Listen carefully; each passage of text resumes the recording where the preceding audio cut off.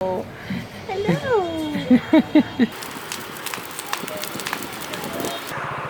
What the f is going on here? What are you doing, man? There's no fruit in that tree. Now everybody's... Come on, man. Time to wake up. Time to make a video. Time to wake up. Time to make a video. Time to wake up.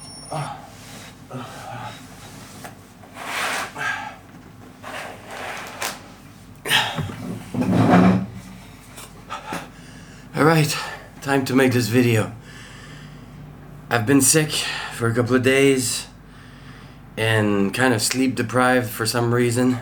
But I can't postpone this forever, so let's do it. So last year I did this kind of compilation of random clips I would capture during the year of weird, funny moments that are not really part of a video in itself, just like things I capture on the fly. So I did 3 videos, 3 compilations of like my first, my second, and my third year in China. Well, now I'm not in China anymore, but I've still encountered a bunch of funny and weird moments during 2019. So I was going through all my files and all the clips that I captured during the year, and I've noticed something.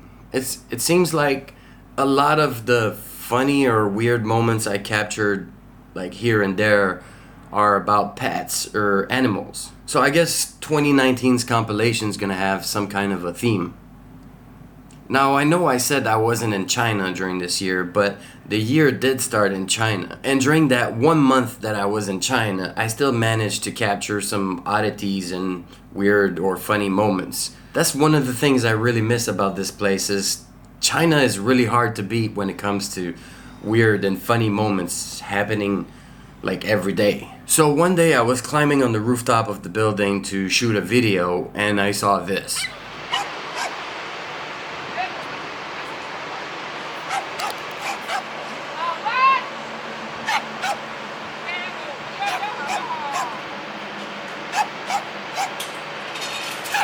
I think she was going up there almost every day and like assembled her little doggy park thing to have her little noisy fur balls like roam around the rooftop instead of taking them out to the park or walking around the neighborhood or something like that. I know it affected me a few times when I wanted to shoot videos up there, but I'm happy that we didn't live on the same floor because I think those little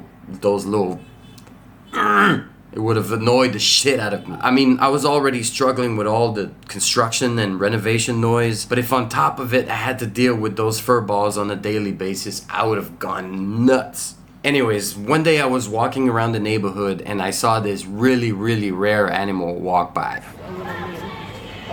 Hello. Hello.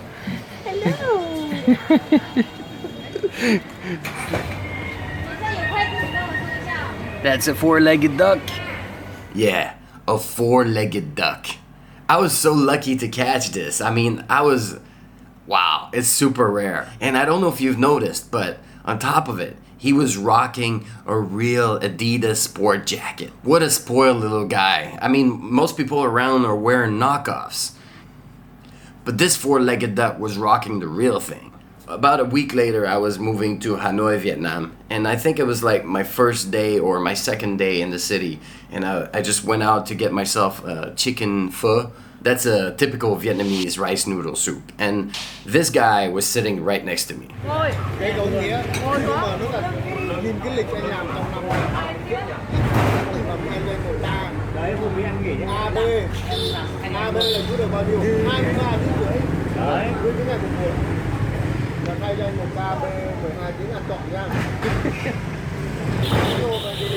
He had his own bowl of pho. Like, what the fuck?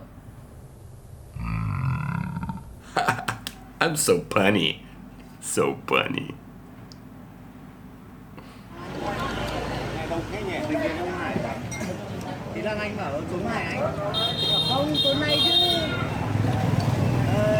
But seriously, that dog probably eats better than me on a daily basis. Now, while we're still talking about dogs, like about a week later, still in Hanoi, Vietnam, I had a friend come and visit me for a couple of days. And we went on this little motorbike road trip. And on the way, I saw this struggling couple on the side of the road.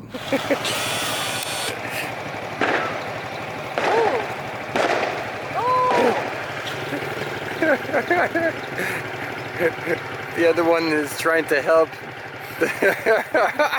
He wants to join. You want some too? It's like, God, you selfish dude.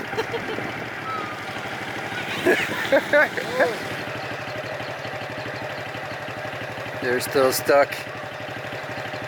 One is trying to leave. I think they're both trying to leave. Pull! Pull! Come on! Pull! Come on, you can do it! I really don't know what makes dogs end up stuck like that after doing their things, but it cracks me up every time. And I mean, I stayed there for a while, like kind of watching them, filming them, and laughing my ass off. And eventually I just left, but they were still stuck when I left. So maybe they're still stuck to this day. Maybe they just learned to live together like that. And maybe one of the two dogs developed some amazing back running skills and they're just happy together and just like moving together like that. Who knows? It'd be funny to go back like 2 years later and they're still like walking around the village like that. Anyways, now the next one was actually shot in Montreal when I went back home for a couple of weeks, and it's actually a guy I know quite well. What? Oh, okay. You want a hamburger? That's what you're saying? You want a hamburger? Oh, you don't want a hamburger. Oh, okay, you want a hamburger. Look, it's a good burger. It's all dressed. You want to share your hamburger? You want to share your hamburger with me? You want to share your hamburger? Just a bite, just a bite. Okay, just a bite. Come on, just a bite. I just want a bite of your hamburger. Do you want? Come on, come on. Ah, fine. Keep your hamburger. Oh, I'll remember that, Henry, you greedy fat boy. And then around that time, I was moving to Bangkok, Thailand. And one night I was walking in Chinatown, Bangkok. And I decided to shame a stray cat, and he deserved it. Serious, dude? What are you doing? They're right there. No, they're all around. What are you doing? Why? Why don't you try to catch them? No, I'm serious. Yeah, I know it's you should be ashamed. No, I mean, there are rats everywhere. Look, there's one right here. Like, you see it. What are you doing? Catch it. What are you doing? Huh? Aren't you ashamed? What a lazy bum. And then he's gonna go around begging for food. Alright, the next one is not about a pet, but if you're sensitive, like if you cry during Titanic, you might want to skip this one because it's hard to watch. It's emotional. I'm really sorry, dude. I didn't know you were there. Damn.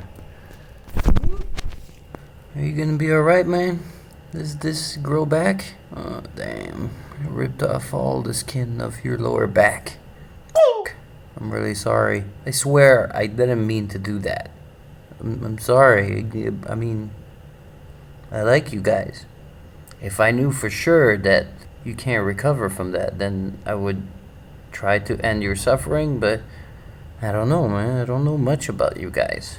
Can you regrow a tail? Your tail is still moving. You're all the way over there.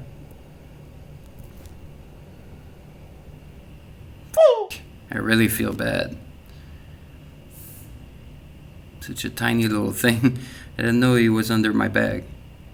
I'm not even exaggerating. I mean, I filmed my reaction, but I was really feeling bad, and I really hope he made it and he grew a new tail and a new butt, because I really like those guys. They're the best. They look cool. They eat bugs. They're great. I don't want to hurt any of those geckos or lizards or whatever they're called. Now, the next one is probably the most unexpected encounter. I mean, I saw a really big monkey climb a tree in Hanoi, in the city, At first I thought he was trying to go get some fruits or something, but no. What are you doing, man? There's no fruit in that tree. Now everybody's looking at me. I can't pee. Yeah. You wanted to go on top of the lake to pee? That's why you went on the branch to pee in the lake? Yes, flashlight. Alright, I'll block the view. I don't need to pee anymore. And as if it wasn't already strange enough, that big monkey happens to own a pet.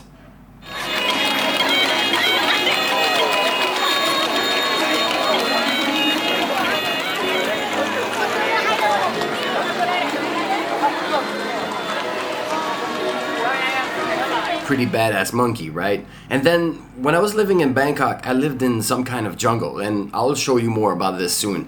But one night I was walking home and I caught those two guys hanging out together. All right, let's go interrupt a little conversation here. What are you guys doing? Where are you guys going?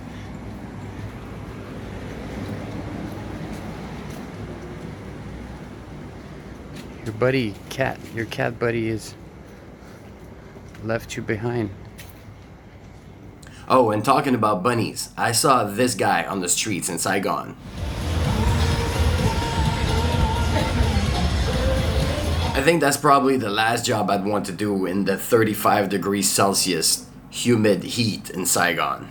Alright, enough about pets and animals now. I also caught some other clips that have nothing to do with four-legged furry balls.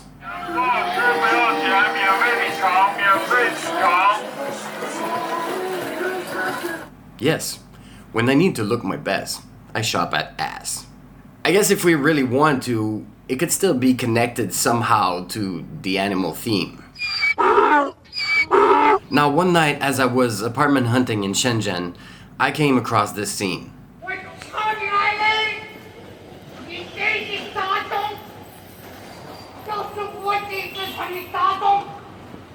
A drunk old man screaming his lungs out at the world, and it got the attention of the whole neighborhood. And eventually, someone called the cops.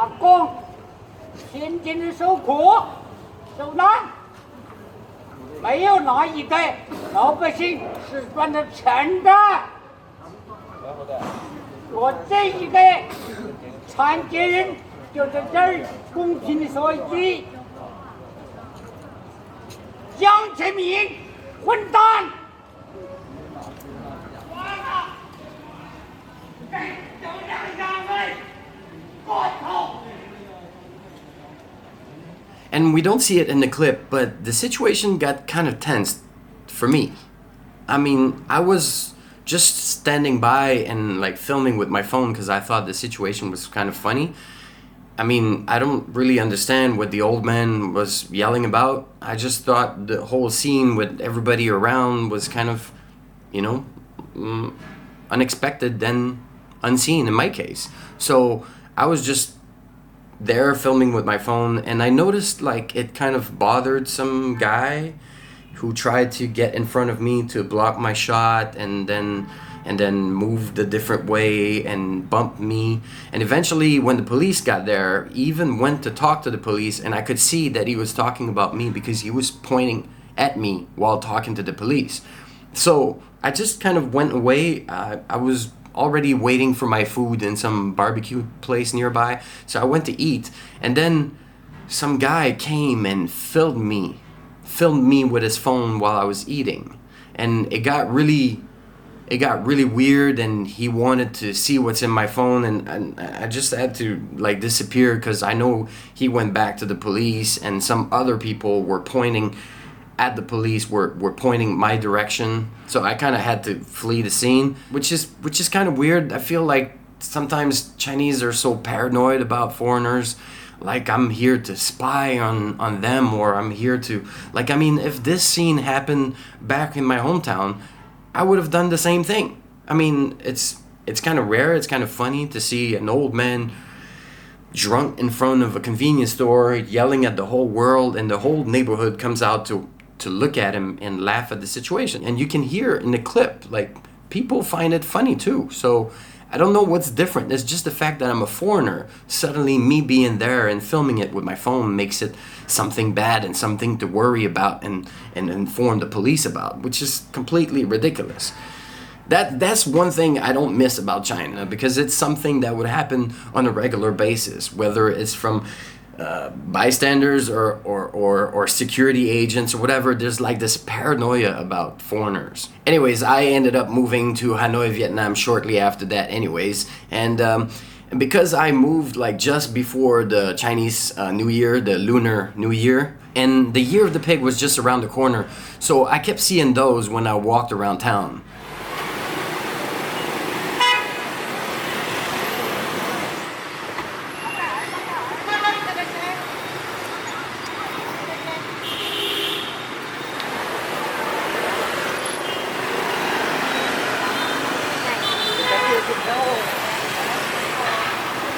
Yeah, big bouquets of Peppa Pig floating around the streets were my introduction to Hanoi City.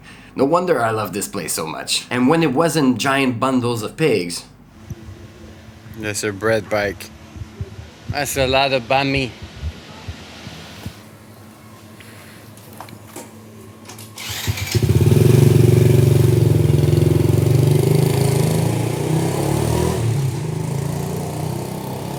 But one night though, I had some issues with the special police force in Hanoi.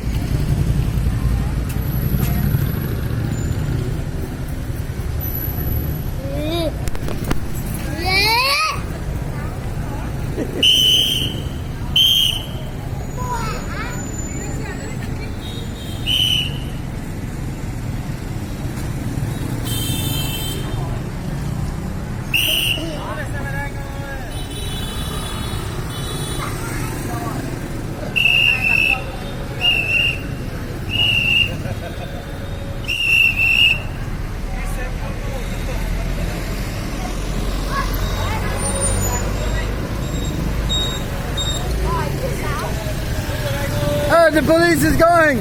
Oh! Hmm? Huh?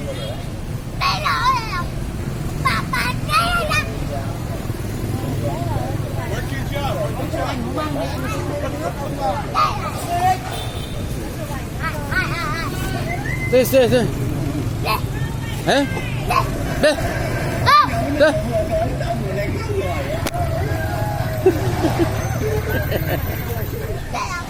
Huh? Me?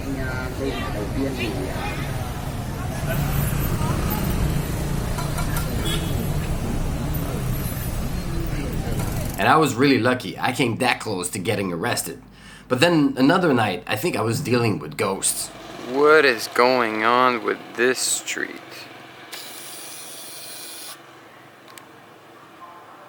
What? This is crazy. Some poltergeist type shit.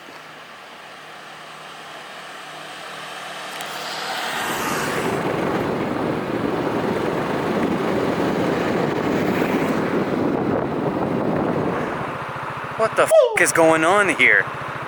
This is really messed up. The whole street is blinking like crazy. Like it's possessed or something. Is it freaky or am I just overreacting? But honestly, overall, I really enjoyed my time in Hanoi. I mean, it's a great city. It's chaotic, but there's still like kind of a cool, chill vibe. The food is amazing. But there's one thing that was really bothering me while I was there, and it's the air pollution. And obviously, most of it is caused by the nearby plants and factories like throwing crap in the air, and also by like the thousands of motorbikes swarming all over the city. But some of it is also caused by this.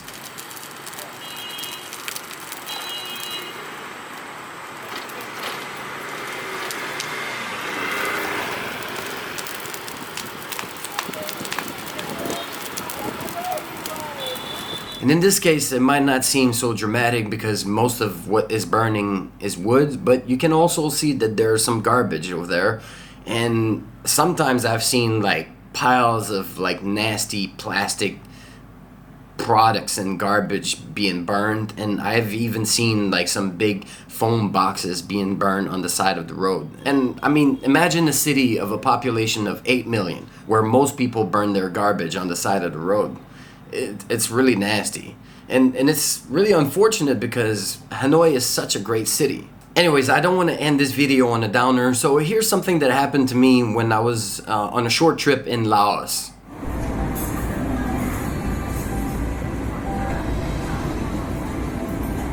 So because I'm a foreigner, they brought me this iPad playing an instructional video on how to eat the dish I ordered. And like none of the staff could speak English, so that I guess that was their way to get around it.